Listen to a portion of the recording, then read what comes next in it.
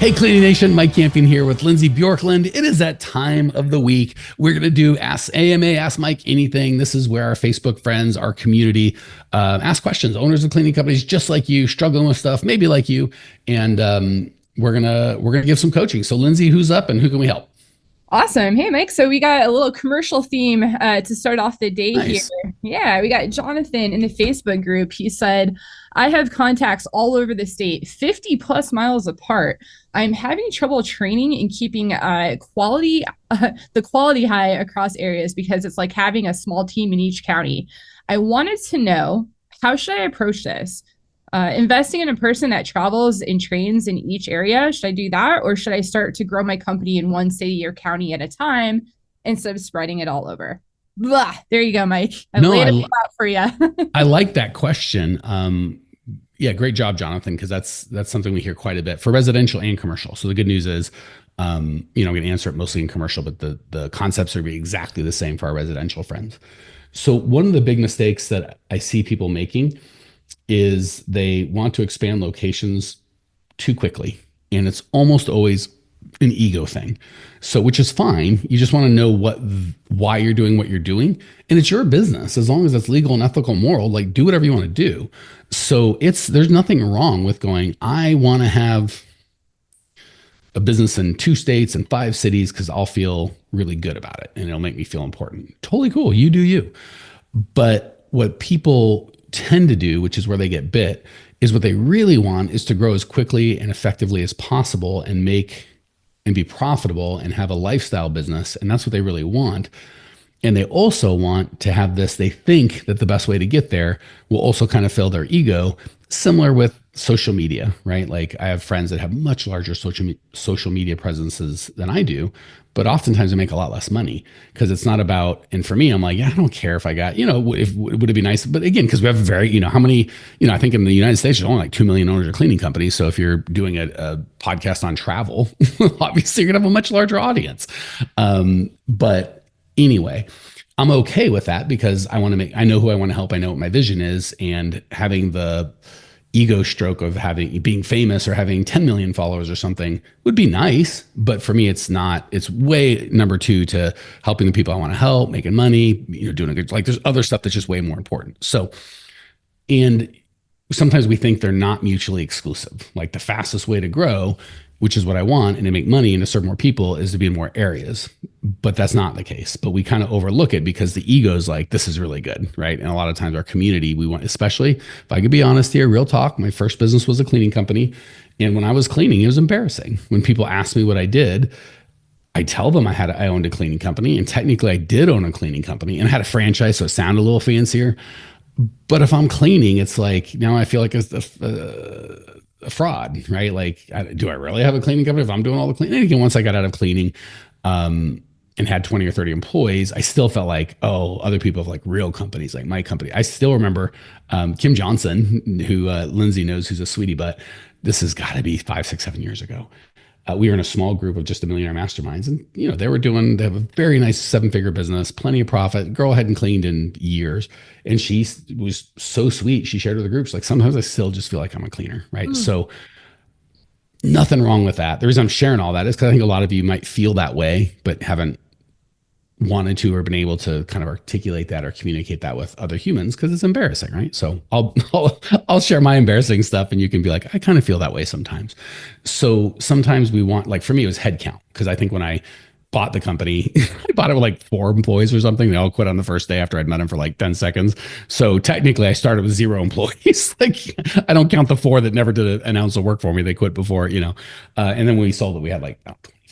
So for me and my fragile little 22-year-old ego, I've got 20 employees, but they're all part-time, right? So then I didn't feel good because they're not real employees. Like you just make all these dumb. So whatever your thing is, a lot of, I could have had someone told young, dumb Mike, hey, you could open in different territories and you could be multi-state. I'd have been like, oh, that sounds like my brain would have said, that's a good idea. But my emotions, even if they didn't say it out loud or in words, would have been like, yeah, then you won't feel then you'll be for real. Because now you've got a bunch of, even though they're only part-time, but you're multi-state, you're regional. Like, so just be crystal clear with your own self, right? You don't have to tell anyone else. Just have that conversation. Like, why do I really want this? And if it's ego, that's okay. You just got to be like, for me, I have to go, I'm never going to have, if I keep in this niche, I'm never going to have a million followers or 10 million followers. We might get a million downloads, but you know what it is. Like, it's just a broader, if I just taught business at large, probably be able to impact a lot less people, probably make less money. But I'd have fancier social media stuff. Right. And then same thing, we could say we're global because we've helped people in like a dozen different countries. It makes no goddamn difference. Like, it's kind of fun having some people with different accents and different time zones, but it doesn't make me or anybody else any better. Now I'm 51. I'm like, ah, crap, I don't get my ego anymore. So for you, the reality is we want to do it with the math for the number side. And then the ego is just you going, this is not a business choice. This is a personal choice. And I want the business I want. And don't feel bad about it. Feel like that's what I want. Right? Cool. Have the life that you want. So let's just do the numbers first. Then you'll know what makes sense on the business side. And then you can decide if the ego filters into it 10% or 90%. And there's no wrong answer. This is just between you, right? You don't have to email me or Lindsay or Cleaning Nation and tell them like what you've come up with. It's just you. Be honest with yourself. So for me, until I've got at least 10% of my perfect prospects, I'm not even going to bring it up to myself from a financial side. So that doesn't mean, please don't hear me, because people hear what they want to hear sometimes. What you want to hear might be, once I've got 10%, I have to move immediately. Not what I'm saying. I'm saying I don't even have that conversation with myself until I've got 10%. So with residential, it's really pretty easy.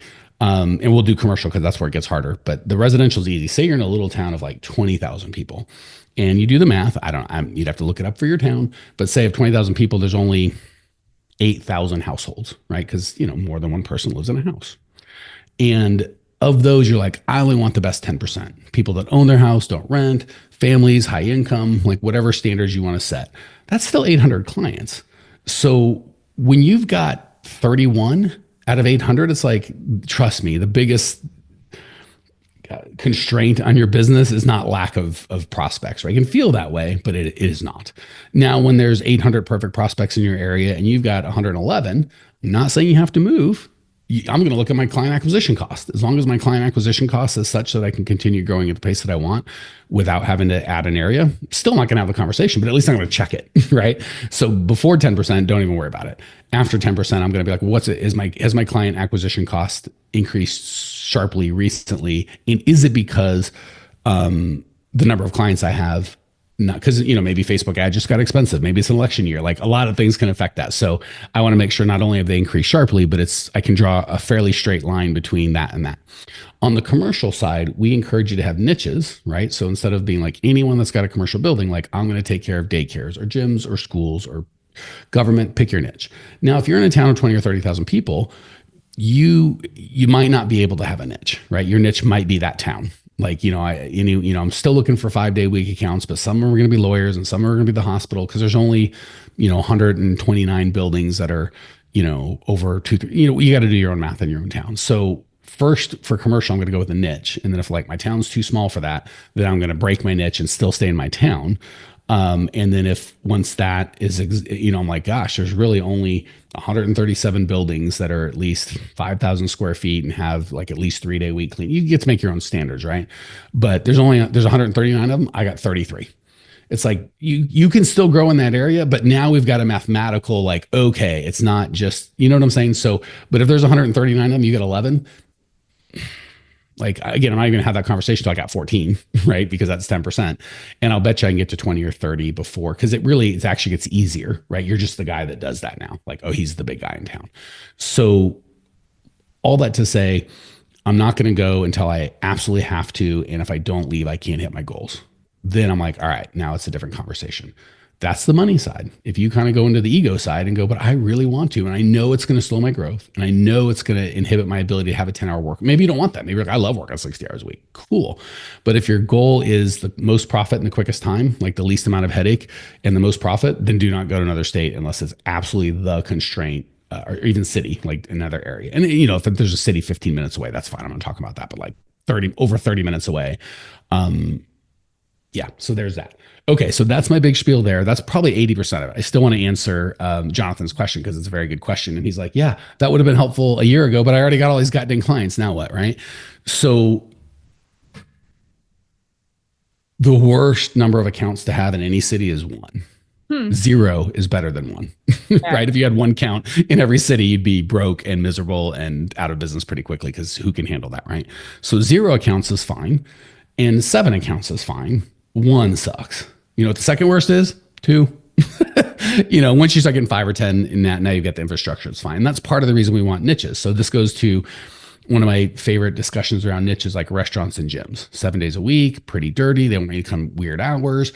But it's 7 days a week. They want to come weird hours. So they got money, and they have pain, so they can be good. The worst number of gyms to have, 1. Because now you have to have this whole 7-day thing, midnight and blah, blah, but you just have the one team. It's just always a pain. You got 9 gyms, you got a whole team of people and a whole system of people. It's no big deal, right? So same thing with the location. So I think Jonathan said, I've got contracts all over the state, more than 50 miles apart. I don't know what all over the state means. So my first goal is going to be 80-20 that bad boy, right? So if the 80-20, if less than 20, if all of my other areas, but the one are less than 20%, I'm going to just probably cancel all of them or find a subcontract, like not a human being that I pay, but like another company that I can, I don't care if they go away. I'm going to sell the contract or just try and make 20%. I'm just going to try and be done with it. And if he's like, no, it's like 30%, 30%, 30%, 30%, then I'm going to pick my favorite 2 areas, right? So as opposed to having 5 areas, I'm going to try to get down to 2. And again, this is something I'd walk through Jonathan one-on-one if we were talking, but y'all can do this on your own.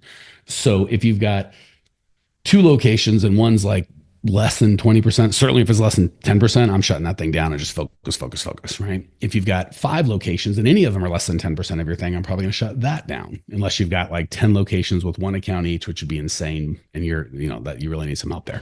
Hey, Clean Nation, Mike Campion here. One of my least favorite things about these podcasts are we found that people love the show and they love the information, but when I talk to you guys in person, stuff doesn't get done. People love the podcast, but they don't take any action. If you'd like to actually implement this and get this done in your world, we have a whole team of people that do exactly that. If you go to growmycleaningcompany.com/talk, you can book a time with either myself personally or one of our teammates to at least help you come up with a plan to actually implement and change your life. So if you want to go from getting these good ideas in your head to getting them in your life, just book a free call with myself or my team, growmycleaningcompany.com/talk.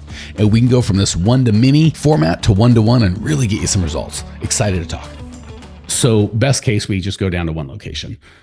Second best case, we 80-20 that thing and get the 20% of our clients that are in one spot that do 80% of our revenue or growth. And I don't even care about revenue, it's gross profit. So you might have a big client, but he's in a different city and the gross profit's low and he's a pain in the butt. I don't give a crap about the revenue, right? That's another ego thing. I do $1 million a year, but if your gross profit is 80%, you only get 200,000 for profit and overhead. I got to market and pay my admin and all insurance and all that. I only got 200 grand. That's not that impressive. I'd rather have a $500,000 business with $250,000 in profit and overhead so I can run a cleaner business. So again, top line revenue, ego, gross profit or net profit, profit, things we can pay bills with. So I'm going to 80-20 that thing first. Okay, let's say we've done that. And Jonathan's like, I still got 3 locations, Mike. I'm still dying. Now what? So first answer is don't do it until you're full on ready. Second answer is when you do go somewhere, don't just get 1, get 5 or, try and grow that as quickly as possible. Third answer is if you've got a shotgun thing already, let's try and consolidate, if not down to 1 to 2 or 3 spots as opposed to 5 or 6. And then the last piece, you're like, I did it all, Mike. I'm already here. I'm down to the 2 or 3, blah, blah, blah, blah, blah. All right. The cool thing is what we coach and what I coach you to do with 1 location or any locations is an automated hiring system that's running all the time and it's run by the cleaners. So a big kind of difference I think I would take with the industry where we go different ways. And this is not from my time in the cleaning business. This is my time in business for 30 years is I'm not a big fan of supervisors because again, when you're flying a plane with 200 souls and you're like, let's have a co-pilot just in case, right? Who knows what's going on? I got it. I am all for and again, even then there's a co-pilot and a pilot. I don't think one guy is kind of the supervisor. It's just the co-pilot has his role and the main pilot has his role. One's not a supervisor. No, that's just when they have the checklist, there's a co-pilot checklist and maybe the co-pilot is sometimes a pilot, right? So it's not even a supervisory position. It's just different roles, right? So in that circumstance when there's 200 souls on board, let's have some, and to fly that plane, those 200 souls, $500 a piece, you got 20 grand per flight. Yes, let's pay the pilots $1,000 for two as opposed to 500 for one, whatever the numbers work out. It makes sense, right? But when we're cleaning, and Lindsay's only job is to get the supplies to the house and clean the house or the business and then go to the next house or go home. And that's her whole goddamn job. And she's like, I got to be honest, Mike, I don't know that I can do this on my own. You probably go on and check me. Like, that's a problem, right? Like when she's a pilot of 200 planes, or there's a neurosurgeon, or there's lots of circumstances where like duplicity is fine. But when you're just cleaning a house, and I'm not demeaning the work, I've cleaned many a house, or actually businesses, my house. And when I had my commercial cleaning company, I cleaned that. And many of the businesses of my own that had place, if there's something dirty, I clean it, So obviously we had janitors, but during the day, whatever. There's nothing wrong with cleaning. That said, it's easy, right? If someone can't do the one job that you had them, that's like an Uber guy going, I need someone to watch me just in case. Like, dude, if you can't drive the car, like, well, I'm kind of good at this, but sometimes not. And I crash a little bit. But if you had another guy to check my work, it's like, well, then why don't I just pay that guy to do your job? Like, what do I need? You want me to pay this guy to watch you work? Like, what are we doing? So we encourage everybody to own their side of the road, right? Like, Lindsay, if you go in that house, it's on you. And say Lindsay goes with Suzanne, and Lindsay doesn't do the bathroom. Suzanne does the bathrooms. And then the clients complain and takes a picture and the bathrooms weren't done. Am I going to talk to Susie or Luzanne? Am I going to talk to Lindsay or Suzanne? Not Luzanne. That chick doesn't even exist. I'm going to talk to them both, right? And if Lindsay's the person that I expect her to be on my team, she was my bad, Mike. I should have checked it. I was there. I put my name on the whole house, not the part I did, the whole goddamn house. And it wasn't good. My bad. And of course, Suzanne, who was in there, she's also going to have the same thing. We know it's a red flag when I didn't do that. That was Suzanne. It's like, did you say you're going to do the house or not? Like, they got to own it, right? So I don't like the supervisor, because then you're really just telling Lindsay, shut up and sit down. We don't need your brains. Just do a half-assed job. We'll pay someone else to watch. Like, what are we doing? Like, I want to tell Lindsay, can you do it or not? And if Lindsay's like, absolutely. Either I believe her or I don't. And if I don't believe her, I need to get somebody else. And if I do believe her, then why does she need a supervisor, right? So it's just, it's not a good vibe, and people will raise or lower to the expectations you give them. If you tell people sit down, shut up, you get paid the same, don't do any thinking. Anything goes wrong, you're a dummy, call me. And you're like, I don't say that to my employees, but when they call you every 10 seconds and you put on your little owner cape and solve their problem, this is exactly what you're telling them. Hey, dummy, you don't know nothing. Lindsay knows. She's hardly ask me questions no more because she knows I won't answer. I'm just going to ask her a goddamn question. And she's like, God dang it, I could just figure it out on my own. And shockingly, she figures on her own because she's a bright lady. True story. Yeah, she's like, trust me, it's a pain in my neck. So yeah, it's harder to think. But at the end of the day, Lindsay's probably like, yeah, this job's harder than if Mike just did everything for me, but I'm growing and I enjoy it more. Like, the right people are going to be like, that's what I want. Like, when people ask, well, if they're doing interviewing and training, like, shouldn't they get paid extra? Or, they think they, own the world. It's like, no. Lindsay does a bunch of extra stuff, and she gets like, hey, I'm pouring into you. I want to see you be awesome. And, God forbid, or God willing, depending on how you look at it, someday she leaves to make 2 or 3 times the money because of all the training that we've got. She gets to take that with her, right? And the right person is going to be like, yeah, I don't want to just clean toilets. I would love to learn hiring skills and interviewing skills and train people and have a say in who I get to work with and who gets on the team. And like, wow, you're really trusting me with this? Like, yeah, because you deserve it. So when you treat people like that, they step up to that. When you don't treat people like, hey, shut up, sit down, clean for 3 months, maybe I'll learn your name if you're still here. Guess who's going to show up? Even if it's the same Lindsay, the person that treats Lindsay like, you got this, you're going to train the next guy because you're going to be amazing. And then we're going to have you start doing interviews. She's like, wow, I do that. And she's going to start telling her friends, and her friends are like, they let you do all that? She's like, yeah, that's a great place. So you get a ton more people. So all that to say, no, you don't need a traveling supervisor. You need a system that's scalable from anywhere, that you have group interviews, one-on-one interviews, working interviews, the cleaners run them. So the tricky part is at the beginning, for the first week or two, yes, you're going to have to, because you're going to do interviews. Well, you've got cleaners watching you, then you're going to do it while you watch them. Then you can have them record it. You can watch the recording. And at some point you can just be out of the process or just show up whenever you feel like it or not. So at the beginning, yes, I'm definitely going to recommend, and you can do it all over Zoom, which is kind of a pain in the butt, but it's an option. But at the beginning, you're going to get it set up. But once it's set up, you should have a hiring process that's going all the time in all of your cities. And you're like, that costs money. I'm like, I know. That's why you want to kind of condense. Good news is, once you get the systems and process set up right, a lot of our people that are clients don't necessarily like go to another city, but they absolutely are like, oh, I want to expand to another city. But they're like, we want to move, but we don't want to sell the business. And it's like, yeah, they can do that. And they don't move an hour away. They might move 2 states over, but they've got a system and process that's working, that they just don't need to be there. Because once you're not there, and I learned that lesson, we bought a cabin. in a place like an hour and 45 minutes up in the mountains from our house. And we'd go up there periodically. And then we had our baby, and it wasn't a safe place for baby. So we started VRBOing it. And I was thinking, oh, VRBO, we're gonna have to be up there all the time. We were never up there. That cabin could have been 20 hours away. Didn't matter because we weren't going to go. So once you kind of realize like I can very little of the things that you are called on as an owner to do, you need to be there for. Like the cleaners need to be there. But if you're not cleaning, like what do you need to be there for? It's nice to be there for like the quarterly reviews, the monthly parties. So, but you can get 90% of the way there, or you can just fly out there once a month and kind of get a lot of culture done in a very short amount of time. All right. I think we took like way too much time on one question, but let's squeeze one more in just so poor Jonathan doesn't get the whole thing and no one else gets anything. Woo. All right. Cam. Yeah, that was a lot, but awesome. A lot, but awesome. Cam in the Facebook group said, for commercial cleaning companies, do you bill on a net 30, net 15, or at the beginning of each month? I'm billing on a net 30 and we have daily counts. So we pay our employees a lot and it's a struggle sometimes until we get checks. It shouldn't be this way. If I transition to net 15 or beginning of the month, how do I do that? And how do I move forward without a net 30? Gosh, these are really good questions. This is such a good question. And I feel bad because we got to wrap, but I've got a long spiel in a short time. We're going to do the best we can. So we do coach our clients. And if I owned a cleaning company today, I would only do paid in advance, 100%. So let me give you the reality of that, because a lot of you are freaking out. Oh, my clients, you don't understand, blah, blah, blah, blah. I know. So I discovered this when I had my construction company, and predominantly our clients were contractors, general contractors, and we subbed, or architects or city planners or the government, people that we would think only pay net 30.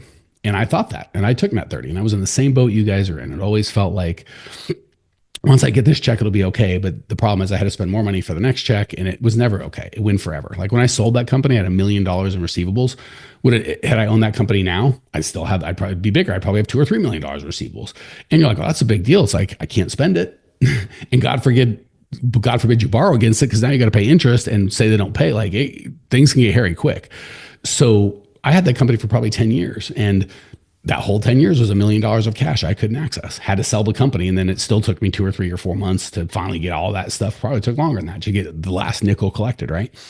So the way I discovered you don't have to do net 30, net 60 is many moons ago, like 20 years ago, my wife left, not Natalie, who I'm married to now, who's amazing, left, and I was absolutely bankrupt. And I couldn't do net 30 because I was in construction. So if I had a $20,000 project and I needed $10,000 of steel and equipment, I didn't have $10,000. So I could tell the guy I would do the job net 30, but I had no capacity. And not only did I have no money, I had no credit. I was bankrupt. My wife, I couldn't afford to pay. I couldn't have, as we'd say in the car business, I couldn't finance a Big Mac with a coupon. That was me. So I just had to tell the people, like, I don't have the money. If you want me to do the job, not only can I not take net 30, I need half of it now. And then at the end, you could screw me and not pay me for 30 days, but I need that money. That would really kill me, man. So like, I'm going to just have to trust you. And I know I'm going to trust you, and you could tell me, and I don't recall what happened, but I shouldn't say recall. I recall exactly what happened, but I didn't take data. So I'm going to give you how it felt, not the data that I recorded, because I didn't write all this stuff down because I didn't know, I'd be teaching it decades later. I felt like 10% of the people would say yes. Like I was just throwing myself on the mercy, and I had relationships with these people, to be fair, but if you've got clients, you have relationships with them, right? So these weren't strangers, and they knew me and they trusted me, and maybe they just had pity on a young, dumb kid whose wife left and was, didn't have a pot to piss in. But the value I had is I wasn't negotiating. I wasn't trying to get a better deal. There was no, like, if they said, then we won't do the job, I'm like, well, I can't do it. Like, it wasn't a play. It was just the truth. Like, I don't have the money. I can't do it. I thought 10% of the people would say yes. I got like 90% of the people say yes. Again, I'm not tracking. This is just how I recall it, but enough that we made a bunch of money, and that was like my first 7-figure sale. So we did great. So the problem you have is you are truthfully saying, if I ask my people to pay in advance, they'd say no. That the vast majority would say no, if not all. Probably. That's not what we would coach you to do. We just say, this is how we get paid. And the vast majority might still bitch and moan.